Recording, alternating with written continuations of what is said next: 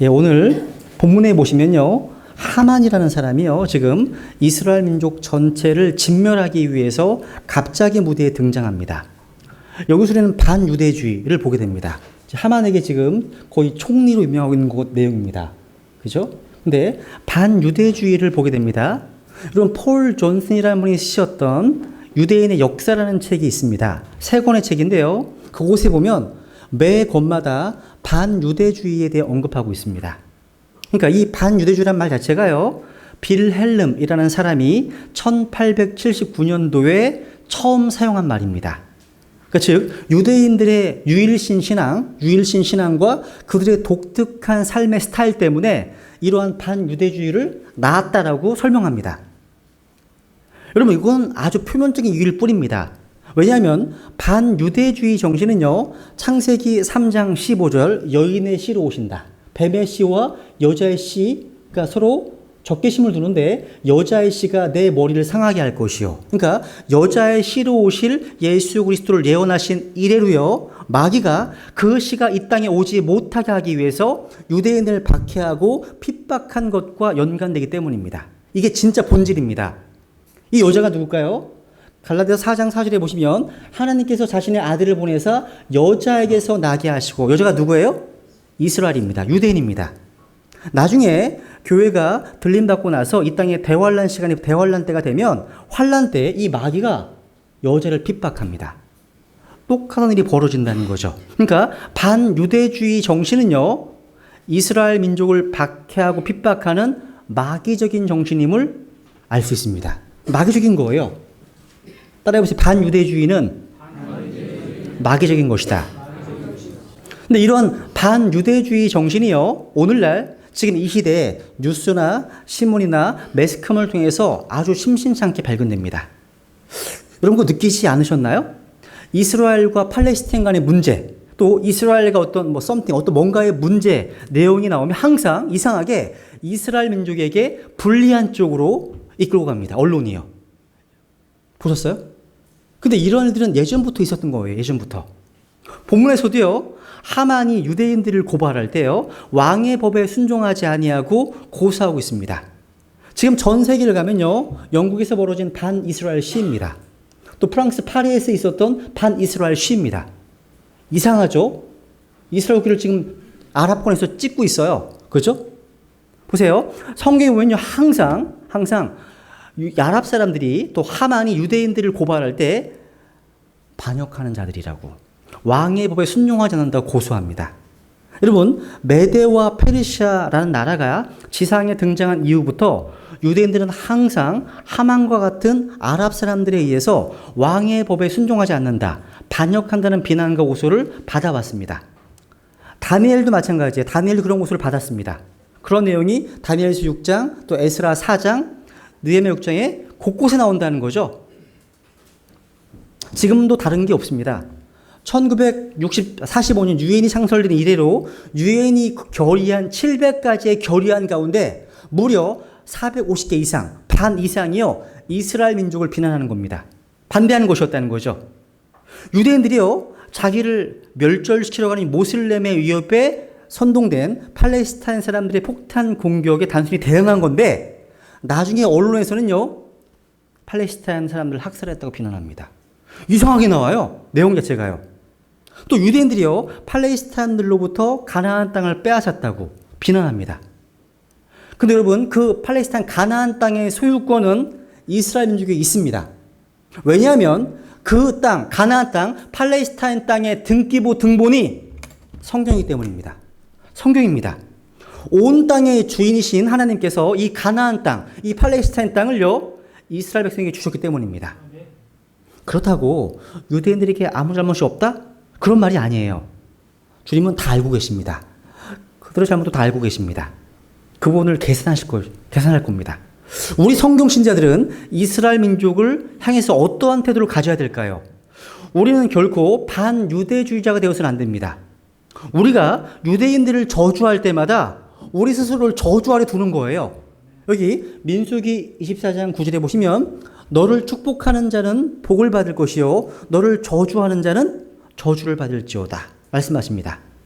하나님께서는 자신의 백성 이스라엘 백성들을 징벌하기 위해서 누군가 일으키실 겁니다. 그가 누구예요? 적그리스도입니다. 근데 우리가 그 일을 하려고 해서는 안 된다는 거예요. 유대인들은 우리가 손을 대지 않아도 충분히 매를 맞을 것이기 때문입니다. 그래서 오늘 저는 이 반유대주의자, 유대인의 원수 하만이라는 제목으로 말씀을 증언하겠습니다. 여러분, 해마다 불임절이 되면요, 유대인들은 불임절 기념 행사로 회당에 모입니다. 그리고 에스더서를 공개적으로 낭독합니다. 에스더를 쭉 낭독하는 가운데 하만, 이 하만이라는 이름이 나오잖아요. 그럼 일제히 발을 구릅니다. 발을 구르면서 그의 이름이 지어질지어다, 그의 이름이 지어질지어다 복창합니다. 실제 이런 일을 하고 있어요. 왜 이렇게 유대인들이 하만에게 적개심을 드러냅니까? 그것은요, 에스더 3장 6절에 나오는 하만의 유대인 말살 정책 때문입니다. 그럼 이 하만은 어떤 사람입니까?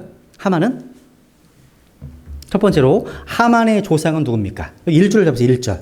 같이 읽어볼게요. 1절 시작. 이 일들 후에 아하수에로 왕이 아각 사람 함무다다의 아들 하만을 높이고 그를 승진시켜 그의 자리를 자기와 함께한 모든 통치자들의 자리보다 위에 두니라. 여기 보시면 이 하만은 어디 출신입니까? 아각 사람입니다. 밑줄. 아각에 밑줄 치세요. 아각이란 말은 성경을 주의 깊게 읽어보신 분이라면 어디서 하는가 본 적 있으시죠? 어디서 나와요? 사무엘상 15장에 나옵니다. 사무엘상 15장에 보시면 사울이 이스라엘을 통치하는 시기 동안 아말렉을 다스리던 왕이 아각이었습니다. 그런데 이 사울이요, 하나님께 온전히 순종하지 않고 아말렉을 모두 진멸하지 않았습니다. 그래서 하나님 그 장면에서 유명한 말씀 하셨죠? 순종이 희생물보다 낫다 말씀하신 거예요. 그 장면에서. 또 출애굽기 17장에 보시면요, 17장에 보시면 아말렉이 와서 이스라엘과 루비딤에서 전쟁을 합니다. 이때 이스라엘이 어떻게 이기죠? 중보기도를 합니다. 여호수아는 싸우고 있고 모세는 산에 올라가서 아론과 훌과 함께 기도합니다. 승리한 다음에 모세가 제단을 쌓았습니다. 그리고 그 승리를 기리기 위해서 쌓았던 제단에 이름을 붙였습니다. 어떤 이름이에요? 이름이 뭐예요? 1년밖에 안 됐는데 출애굽기 공부한 지가 여호와 니시입니다. 여호와 니시입니다. 여호와 니시. 여호와 니시. 여호와는 우리의 깃발이시다. 우리의 승리이시다라는 뜻입니다. 근데 그 출애굽기 17장 16절에 보시면 이렇게 말씀하십니다. 다시 읽어볼게요. 시작. 이는 그가 이르기를 주께서 아말렉과 대대로 싸우리라고 주께서 맹세하셨도다 하였기 때문이더라.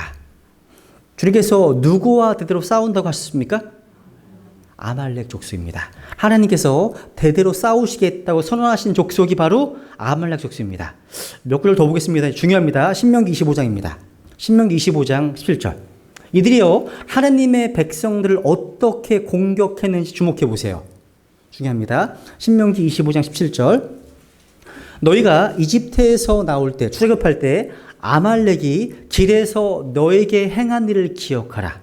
그가 하나님을 두려워하지 아니하고 길에서 너를 만나 내가 약하고 피곤할 때에 내 뒤를 치되 곧 내 뒤에 떨어진 약한 자들을 쳤느니라.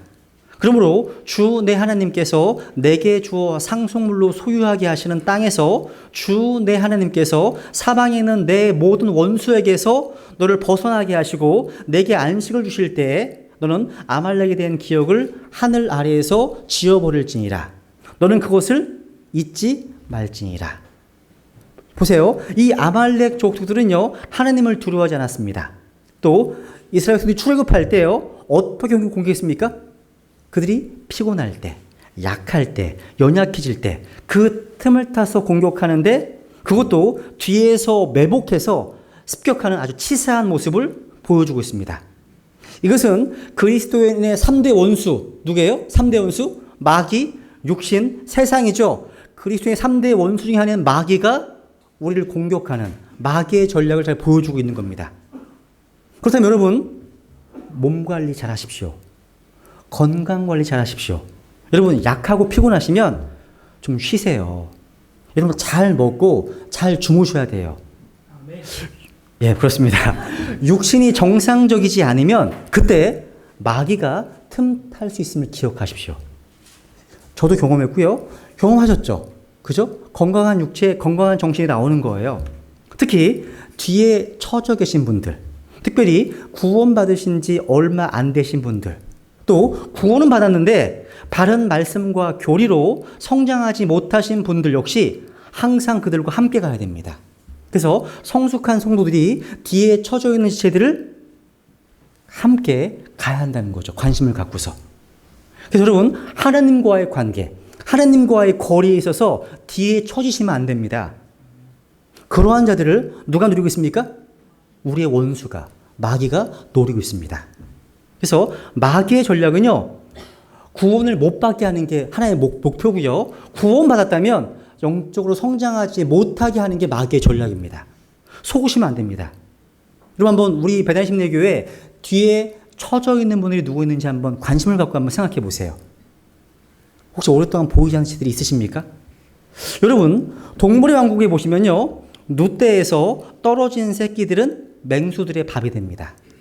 호시탐탐 지켜보고 있어요. 우는 사자처럼. 누가요? 마귀가. 떨어지면 맹수의 밥이 됩니다.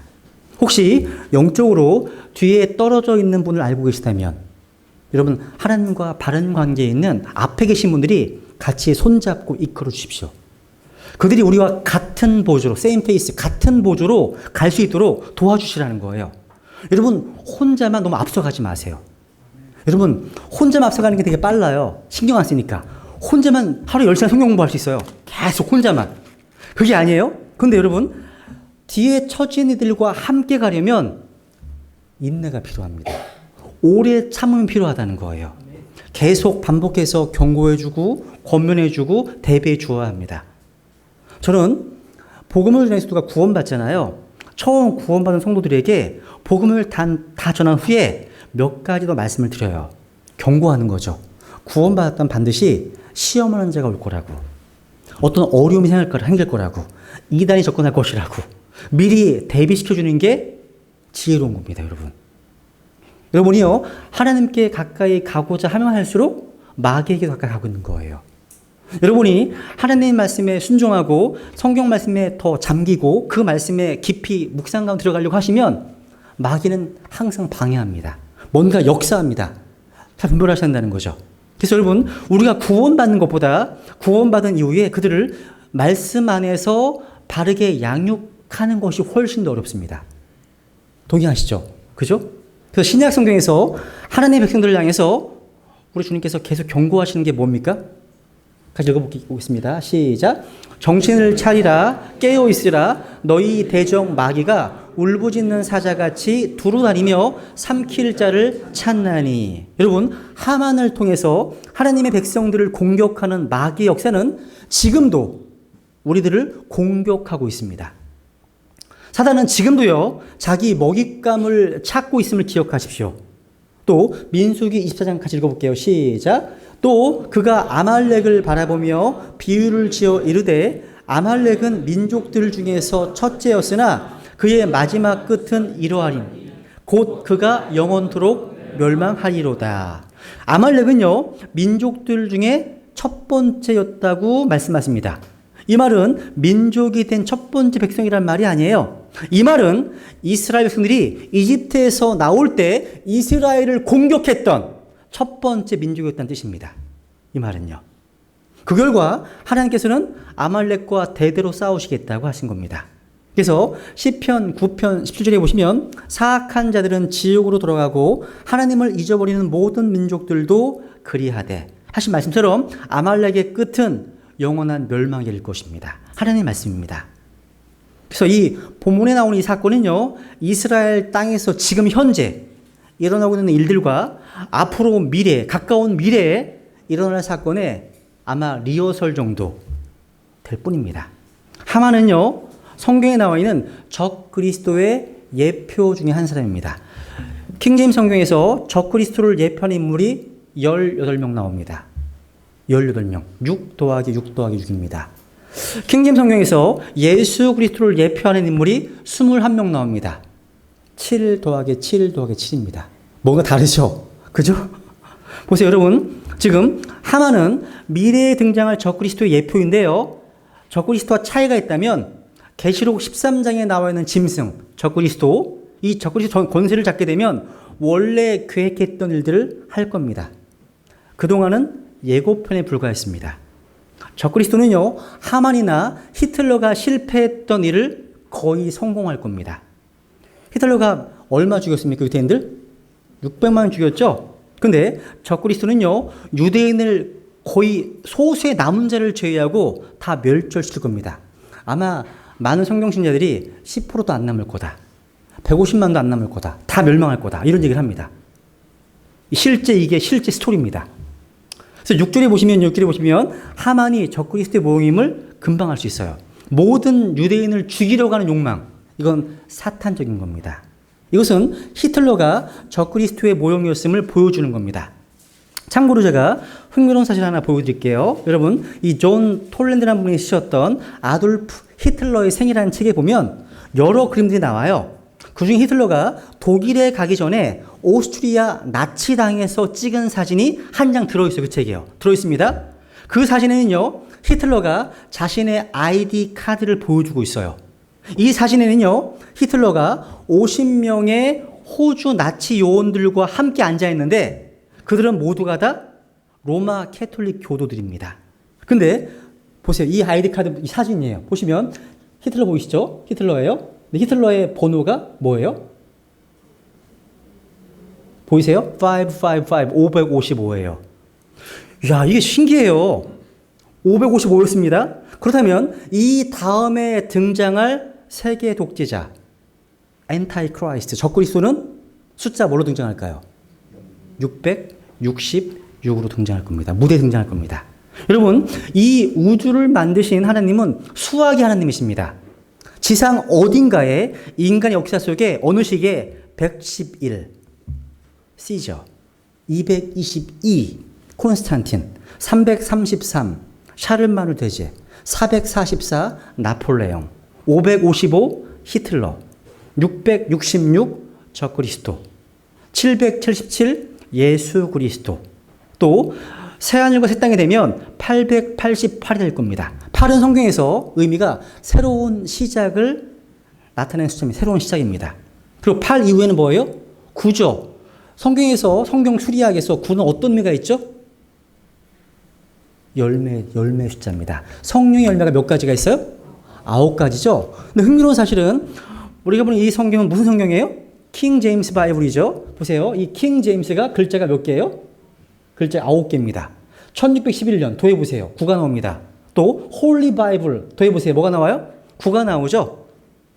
이거 제가 짜맞추는 거 아니에요. 여러분의 손에 킹 제임스 성경을 가지고 있다면 이 책은 열매를 맺는 하나님의 씨앗입니다. 성경은 하나님의 999입니다. 성경의 말씀들은 씨앗이고 열매를 맺게 하는 거예요. 여러분, 본문에 13절에 보면 13절. 여러분, 13이라는 숫자가 어떤 의미가 있어요? 성경에서 반역의 숫자입니다. 반역의 숫자. 그래서 창세기 13장에 보시면 13번째 해에 반역을 하니라 말씀 나와요. 그러니까 13위는 반역의 숫자입니다.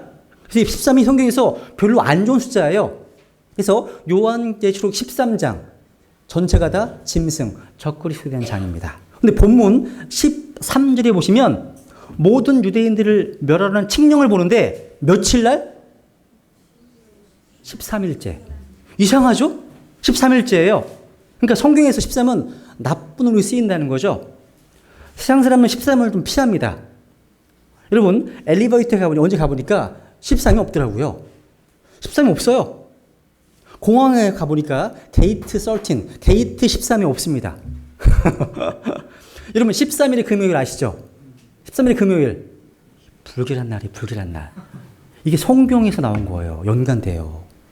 좋은 숫자가 아닙니다. 킹제임스 성경에는 이렇게 숫자와 연관되어 출간된 책들이 많아요. 언제 원하시면 빌려드릴게요. 야, 이게 굉장히 신기합니다. 성경은 절대로 사람이 쓸 수 있는 책이 아닙니다. 하나님이 쓰신 책이라는 거죠. 두 번째, 하나 더 보여드리면요. 이 오바마가요, 이란과 핵 합성이 타결되었었죠. 4월 1일이었습니다. 이 날짜가 제가 막 닭살 돋겠어, 닭살. 지금 이 하만이 아수에로 왕에게 인가를 받았던 날짜 똑같습니다. 니스안월 13일입니다. 같은 날짜예요. 그러니까 킹 오바마, 이 오바마라는 인간이 이스라엘을 아마 이라는 핵무기 만들잖아요. 만들면 반드시 쏩니다. 이스라엘에게.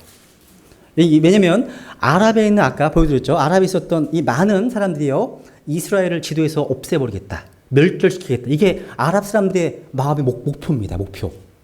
근데 지금 오바마가 이란과의 협상을 타결시켰잖아요. 날짜가 똑같아요.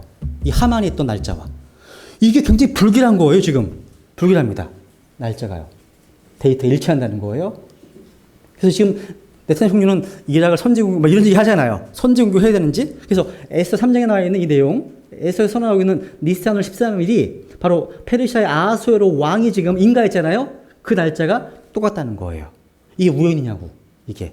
그러니까 오바마가 왜 적그리스도의 한 예표 중 한 사람인지 알 수 있는 거예요, 한편으로는요. 두 번째, 하만의 출세입니다. 하만의 출세. 여기 1절에 보니까 한번 다시 읽어보세요. 시작. 이 일들 후에 아수에로 왕이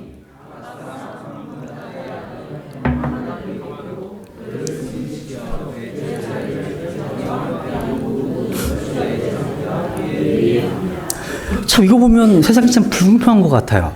보세요. 이 일들 후에란 말을 밑줄 쳐보세요. 이 일들 후에 어떤 일이 있었어 앞에요.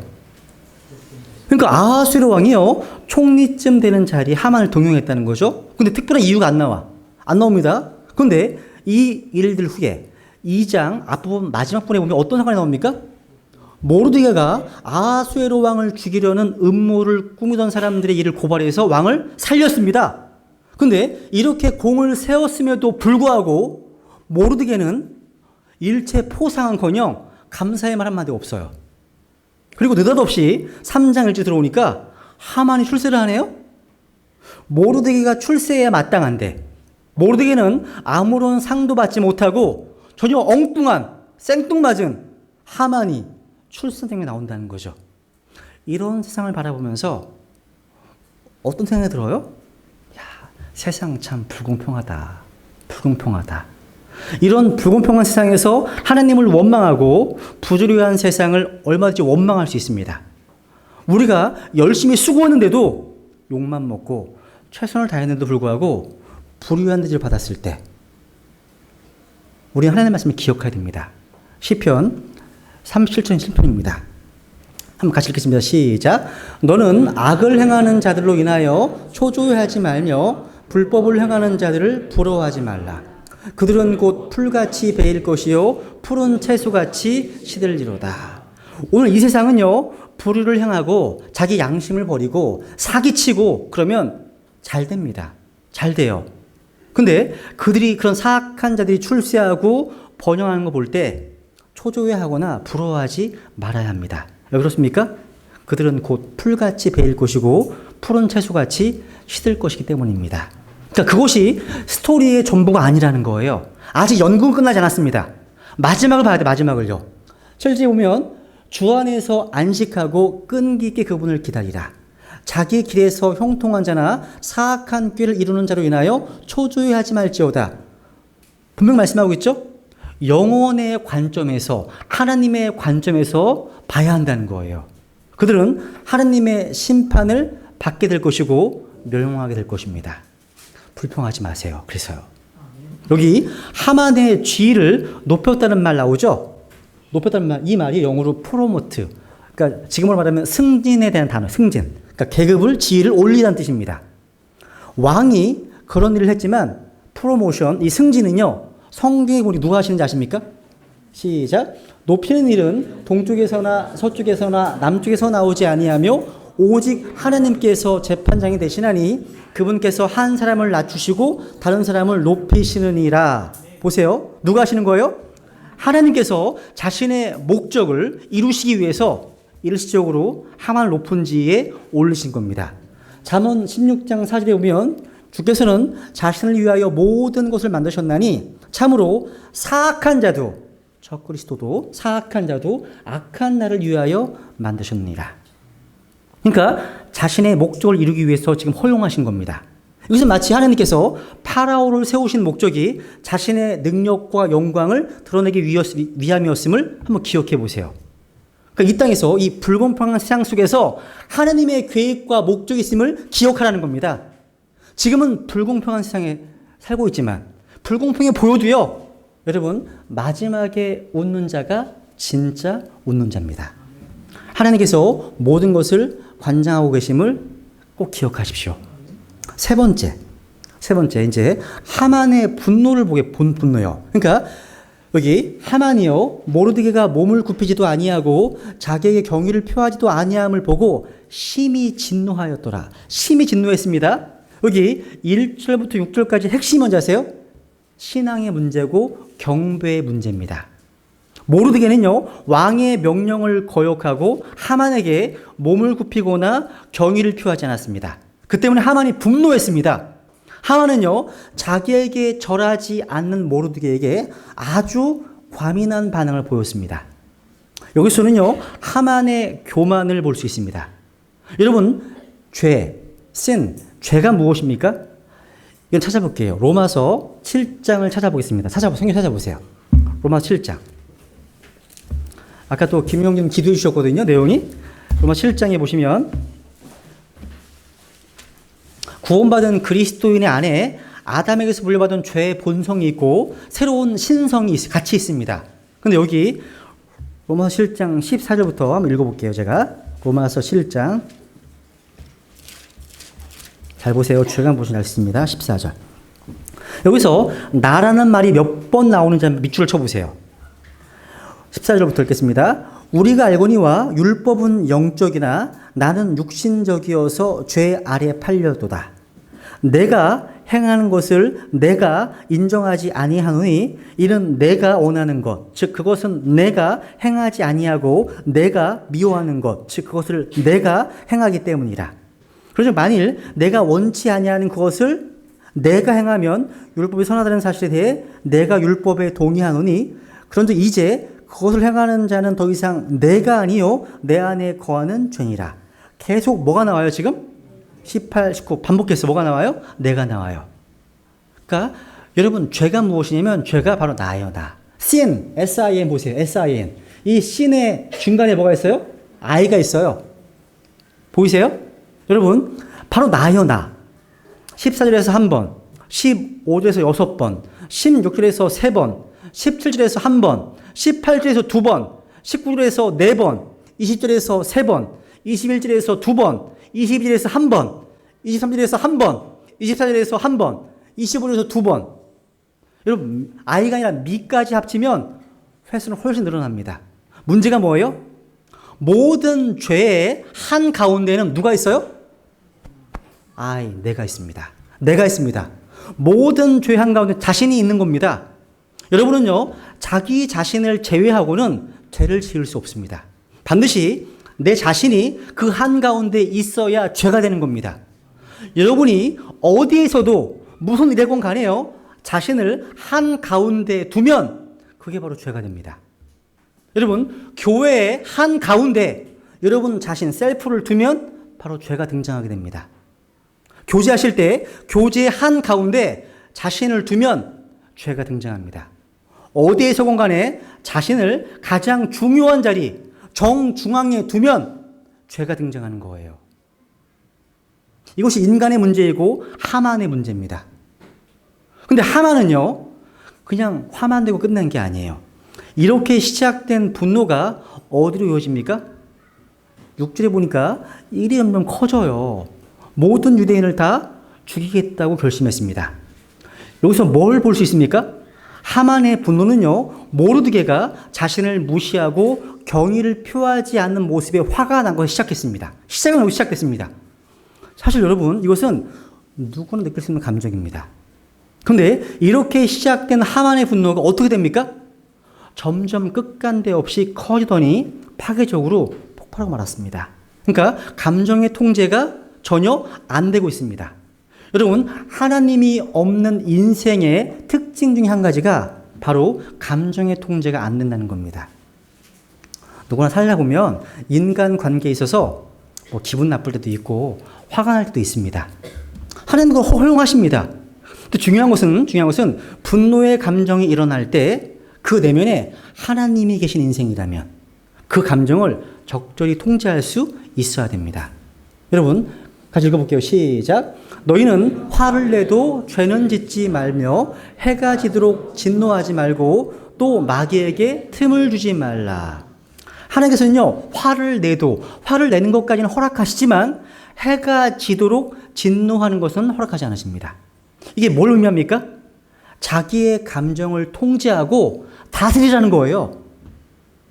그리고 그 과정에서 마귀에게 틈을 주지 말라는 겁니다. 다른 말로 하면 자신의 감정이 마귀가 아니라 하나님께서 통제하시도록 내어드리라는 겁니다. 그동안 제가 사역하면서요, 사실 교회 안에 사역하시는 목사님들, 또 믿음이 좋다고 하는 성도님들 중에 이게 안 되는 분들이 의외로 너무 많다. 이걸 알게 되었어요. 신실한 형님이래요. 신실한 자매님이래요. 근데 그분의 행동에서 전혀 감정 통제가 안 되는 모습을 보고 듣게 됩니다. 저는 이런 얘기를 듣고 싶습니다. 성도님들께서 저희 남편이, 저희 아내가 베다니 심리교회에 다니면서 믿음이 되게 좋아졌어요. 삶이 변화되었어요.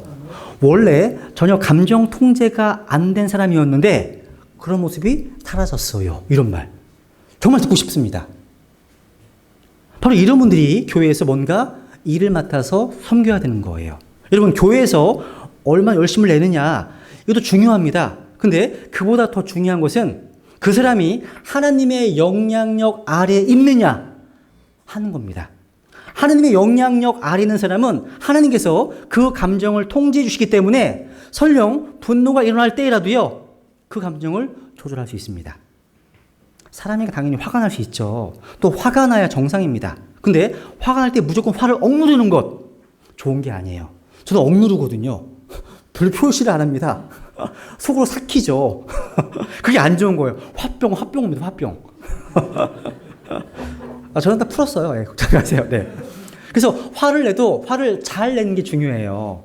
여러분, 화가 날 때 내 감정을 하나님께서 통제해 주시도록 하나님께 주도권을 내어 맡기는 게 중요합니다. 우리가 진짜 주님을 주인으로 모시고 산다면 자신의 감정을 주님께서 다스리도록 내어 맡기는 게 당연한 거 아니겠습니까, 여러분? 이게 왜 중요합니까?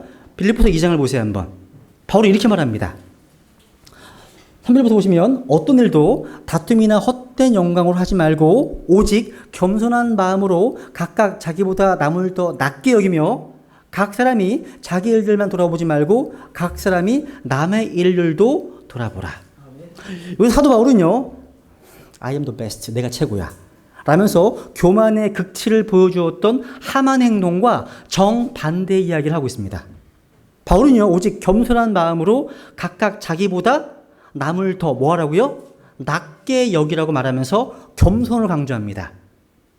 그러면서 그것을 실행할 수 있는 구체적인 대안을 제시합니다. 5절. 너희 안에 이 생각을 품을지니 곧 그리스도 예수님 안에도 있던 생각이라. 아멘. 여러분, 나보다 남을 더 낮게 여기는 것은요, 죄성을 가진 우리의 성품이 아닙니다. 안 돼, 그게 안 돼요. 그 성품은요, 예수님의 성품입니다. 아멘. 그리스도인들이요, 혈기를 부리고 교만을 만드는 이유가 무엇입니까? 그것은 그 마음에 예수님을 품고 있지 않다는 증거입니다. 바로 이것 때문에 교만이 위험한 거예요. 우리가 예수님의 생각을 믿음으로 품으면 교만과 거리가 먼 태도를 보여준다는 겁니다. 그렇기 때문에 하만이 보여주는 것처럼 자신의 감정이 전혀 통되지 않는 태도는요, 바로 그 내면에 하나님을 주인으로 모시지 않고 있다는 반증입니다. 그래서 우리는요, 어떤 비장한 기도를 하기 전에 좀 이런 기도를 많이 하시면 좋겠습니다. 하나님, 제가 오늘도 혈기 부리지 않게 해주세요. 제 안의 감정을 주님께서 통제하고 다스려 주세요. 이런 거 기도. 하나님께요, 자신의 감정을 맡기는 것, 그 감정의 통제권을 내어 맡기는 것, 그것은 그 안에 예수님의 마음이 있다는 증거입니다. 근데 여기 8절에 보세요. 8절. 에스더서 8절에 보시면 하만이 아수에로 왕에게 이야기하는 것만 주목해 보세요. 8절. 같이 읽어보세요. 시작. 하만이 아수에로 왕에게 아뢰되 한 백성이 왕의 왕국의 모든 지방에서 백성들 가운데 널리 흩어져서 퍼져 있는데 그들의 법들은 모든 백성들의 법들과 다르며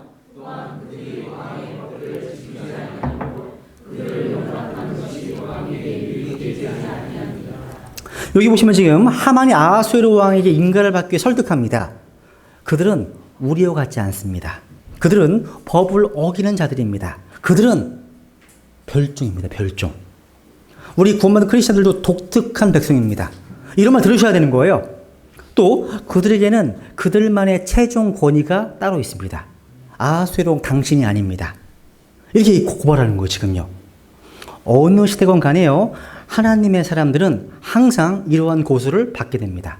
왜냐하면 우리는 다른 왕을 따르고 있기 때문입니다. 다른 왕, 바로 예수 그리스도를 우리가 따르기 때문입니다. 근데 여러분 왜 모르드게가 하만에게 몸을 굽히지도 않고 경의를 표하지도 않았을까요? 이것이 혹시 위에 있는 권력들에게 순종하라, 이걸 위반한 거 아닙니까? 모르드게는요 왕의 명령에 직접 순종하지 않았습니다. 왜 그렇습니까? 이유는 그가 유대인이기 때문입니다. 유대인. 그러니까 모르드게는요 하나님께서 아말렉에 대해서 말씀하신 것을 알고 있었고, 저라고요 경의를 표한다 이 말이요 단순히 인사하는 게 아니에요. 그 이상과 연관되어 있습니다. 경배와 연관되어 있습니다. 이 단어 보세요. 이 레버런스라는 단어. 여러분 미국의 많은 목사님들이요 자기를 표현할 때 이 REV를 붙여요. 뭐 레버런스 킴, 뭐 레버런스 뭐 토마스 이런 거 쓰거든요. 이게 굉장히 좀 안 좋은 거예요. 목회자 앞에 REV를 붙이는 게 굉장히 좀 교만한 겁니다. 합당치 않습니다. 왠지 아세요? 이 REV에 해당하는 분은 하나님이십니다. 그래서 여러분 책을 보다 보면 맨 앞에 REV 누가 써 있어 그러면 아 이분 왜 그러시나 그런 생각도 들어요. 왜냐하면 시편 107편 9절 보시면 이 단어가 처음 나오거든요. 보시면 그분의 이름은 거룩하고 지존하시도다. 하나님의 이름에 쓰이는 단어예요. 이걸 인간이 붙이면 안 되는 거라는 거죠. 그죠? 그러니까 이 단어는요 하나님 앞에서 무릎을 꿇는 것처럼 땅에 얼굴을 대고 무릎을 꿇는 겁니다. 이것은 다니엘서 3장에 있는 사드락과 메삭과 아벤노고와 유사한 상황에 처해 있는 거예요. 그러니까 경배의 문제라는 겁니다. 경배의 문제. 이 경배 문제이기 때문에 생명을 걸어서라도 지켜야 되는 본질의 문제이기 때문입니다. 이 하만의 욕망은요 본래 루시퍼, 사탄의 욕망이었습니다. 루시퍼의 욕망이 뭐예요? 욕망? 소원? 나오죠. 같이 읽어볼게요. 시작. 오 아침의 아들 루시퍼야, 내가 구름들이 있는 높은 곳 위로 올라가 내가 지극히 높으신 이와 같이 되리라 하였도다. 이 루시퍼 계명성이 아니죠. 루시퍼입니다. 루시퍼는요 짝퉁의 대가입니다. 내가 지극히 높으신 이와 같이 되리라, 뭔가 비슷해 보려고 하는 거예요. 그래서 하나님의 말씀 말고 짝퉁 성경들이 되게 많이 있는 거예요. 또 하나님이 아니라 many gods, 많은 신들이 있는 겁니다. 그러니까 뭔가 짝퉁 신자들, 짝퉁 성경들, 짝퉁 교회들, 짝퉁 구원자, 짝퉁 영, 다 어디서 온 거예요? 마귀에게서 온 거예요. 그러니까 경배를 받고 싶어 한다는 거죠. 여러분 예수님을 시험할 때 마귀가 어떻게 시험했습니까? 나에게 경배하면 천하 만구 영광을 다 주겠다. 예수님 말씀하십니다. 기록되었을 때 너는 주 너희 하나님께만 경배하라. 사실 말씀을 물리쳤습니다. 마귀는요 경배받기를 원합니다. 근데 그게 언제 성공해요? 환난 때 성공해요. 환난 때 3년 반 동안만. 근데 우리는 마귀에게 경배할 수 없습니다. 결코. 근데 여러분 돈의 신 맘몬은 어떠십니까? 권력의 신 어떠십니까? 더 높은 자리에 올라가기 위해서 몸을 굽히지 않으십니까? 성이라고 하는 이 쾌락의 신 앞에 몸을 굽히지 않으십니까? 그 모든 것 배후에 악한 영이 있습니다. 여러분 오늘날 저와 여러분에게 있어서 하만은 무엇입니까? 무엇이 하만입니까? 그리고 이 싸움은 영적 싸움입니다. 단순히 세상살이가 아니에요. 그게요. 우리는 영적 전쟁터 한복판에 살고 있는 겁니다. 같이 읽어볼게요. 시작. 너희가 마귀의 관계들을 능히 대적하며 서기 위해 하나님의 전신갑주를 입으라. 우리는 살과 피와 맞붙어 싸우지 아니하고 정사들과 권능들과 이 세상 어둠의 치리자들과 높은 처소들에 있는 영적 사악함과 맞붙어 싸우느니라. 지금 영적 전쟁도 한복판에 있어요. 긴장하셔야 되는 거예요. 마귀의 소원, 사탄의 소원은 우리에게 경배받는 겁니다. 우리가 안 해. 경배를 안 합니다. 그러니까 사탄이요, 자기 경배하지 않는 우리를 보면 화가 납니다. 분노하는 거예요. 그러니까 우리를 한번 건드려 보는 거예요. 건드려 보는 겁니다. 이것이 사탄의 공경입니다. 이것이요. 이제 마지막 네 번째로요, 이제 냉혈인간 하만의 무정함 볼 수 있습니다. 무정함.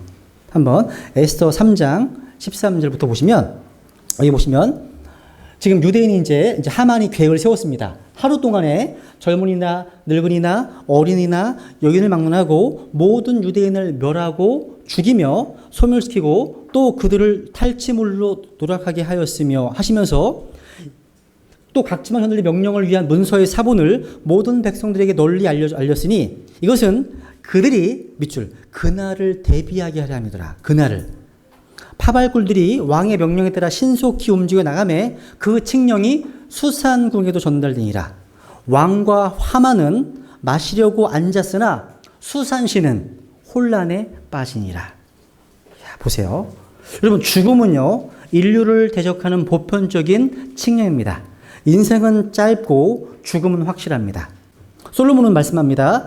영을 다스리는 권능이 있어 영을 머무르게 할 사람이 없고 죽는 날에 권능을 가진 사람도 없으며 그 전쟁에서 면제받는 것도 없나니 사악함도 자기에게 넘겨진 자들을 건져내지 못하리로다. 죽음은 확실한 겁니다. 죽음은 피할 길이 없습니다. 그러므로 각 사람은 그날을 대비하여 준비해야 됩니다. 반드시 준비해야 됩니다. 그것은 의무입니다. 여러분은요, 죽을 준비가 되어 있으십니까? 죽음에 대한 준비를 하셨습니까? 저는요, 생명보험이나 관을 짜는 것이나 장례 비용을 말하는 게 아니에요. 죽음 이후에 여러분이 어디에서 영혼을 보낼 것인가, 그것을 준비하셨느냐 말씀드리는 겁니다. 주님은요, 어리석은 부자를 향해서 이렇게 말씀하십니다. 부자를 향해서 너 어리석은 자여, 이 밤에 내게서 내 혼을 요구하리니 그러면 내가 예비한 그것들이 누구의 것이 되겠느냐. 왜 주님 부자를 향해서 어리석은 자, 바보라고 부르십니까? 땅에서의 삶만, 지상에서 삶은 준비했는데 죽음 이후의 삶은, 영혼은 준비하지 못했기 때문입니다. 전혀. 여러분, 하만은 수많은 무고한 사람들을 지금 죽이려 계획하고 있습니다. 사형 집행 문서를 보내고도 지금 왕과 함께 앉아서 지금 술을 마시고 있습니다. 잔치하고 있습니다. 야, 어떻게 그럴 수가 있지? 이 사람은요, 대언자 아모스가 묘사한 사람과 같습니다. 보세요. 아모스 6장에 보시면 현악기 소리에 맞추고 노래를 부르며 다윗같이 자기를 위하여 그 악기를 창안하고 대접으로 포도즙을 마시며 가장 좋은 기름으로 자기 몸을 바르면서도, 그 다음 요셉의 고통에 대해서는 근심하지 아니하는도다. 여러분, 예수님께서는요, 선한 사마리아인의 비유 기억하십니까? 많은 종교인들의 무관심을 묘사하셨습니다. 그러니까 제사장들과 레위인들은 죽어가는 사람을 보고서 다른 쪽으로 피해갔습니다. 근데 어떤 사마리아 사람은 그를 보고서 불쌍히 여겼습니다. 자신을 희생하고 돌봐주었습니다. 여러분은요, 그 사마리아 사람처럼 죄의 싹신, 죽음을 향해서 가고 있는 상처 입은 우리 이웃들의, 우리 지인들의 필요를 보고서 불쌍히 여기는 마음이 있으십니까? 이 불쌍히 여기는 마음이 차이를 만들어냅니다. 말씀합니다. 차이를 두어 어떤 사람을 불쌍히 여기고, 차이를 두어서. 이 하만은 무죄한 사람들을 죽음으로 내몰면서도 아무런 가책도 느끼지 못하면서 앉아서 술을 마시고 연애를 즐겼습니다. 여러분, 우리 이 사악한 하만을 정죄하기 전에 한번 우리의 마음을 비춰보세요. 오늘날 이 세상에는 수십억에 이뤄진 죄인들이 영원한 사형의 판결 아래에 있지만 대부분의 크리스찬들이 이 두 종교인처럼 그들을 위해서 거의 아무 일도 하지 않고 있습니다. 우리는 교회에서 주관하는 잔치, 이 예배의 잔치에 나와서 즐기고 있는 곳이 전부입니다. 여러분, 1865년 허드슨 테일러, 중국 선교사였죠. 이 허드슨 테일러가 자기의 미래 사역을 준비하면서 이런 말을 했습니다. 6월 25일 주의 첫날에 이런 얘기를 했습니다. 하나님의 집에서 기뻐하는 무리들의 모습을 견딜 수가 없어서 모래사장으로 나가서 혼자 혼의 고통 가운데 하나님과 씨름했다는 고백을 합니다. 그래서 하나님께서 다시 그를 사용하신 거예요. 오늘까지도요. 여러분, 우리가 주님을 기뻐하는 것 좋은 일입니다. 그런데 기쁨은 결코 책임을 대체할 수 없습니다. 유명한 복음성가 이런 가사가 있습니다. 하나님의 식탁에는 사람들이 가득하지만 그분의 밭은 텅 비어 있다고요. 이게 혹시 우리의 모습 아닐까요? 우리는 모두 이 자리에 앉아서 편하게 말씀을 듣고 성경을 공부하고 배우기는 원하지. 밖으로 나가서 실제 영적 전투를 수행하면서 복음의 씨앗을 뿌리는 노력은 피하고 싶어 합니다. 여러분, 초대교회가 그랬습니다. 함께 모여서 너무 좋았어요. 흩어지지 않으니까 하나님께서 핍박의 막대를 들어서 박해를 가했습니다. 흩어버리셨어요. 하나님께서는요, 모이는 교회가 있다면 여기 끝나면 안 됩니다. 흩어지는 교회도 있어야 됩니다. 두 개가 다 필요한 거예요. 모이는 교회와 뭐가 있다고요? 흩어지는 교회가 필요하다는 거죠. 여러분, 2003년, 이제 하나의 예화 마치겠습니다. 2003년 2월, 한 우울증 환자의 방화로요, 대구 지하철에 어떤 그 화재가 있었습니다. 그죠? 근데 이 대구 지하철 그 참사는요, 다른 점과 다른 게 있어요. 휴대폰으로요, 자신들의 마지막 절규를 지인들에게 들려주었다는 것입니다. 되게 슬프더라고요. 안타깝더라고요.